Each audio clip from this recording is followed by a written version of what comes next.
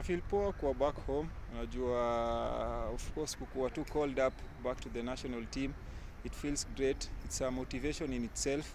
Na kukuwa task tunajua kukam up Kenya na kusaidia nchi yangu.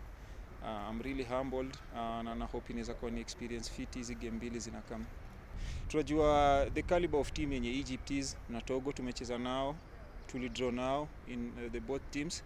So I think itakuwa ni a different game now because tunacheza na Egypt home alafu Togo away. It's our final 2 games na tunajua position yetu ya group and we need to be even more motivated na tuna deserve kuplay very good especially in the first game yenye tunaenda kucheza because it will show us the direction in which unajua tunaenda ku approach the second game.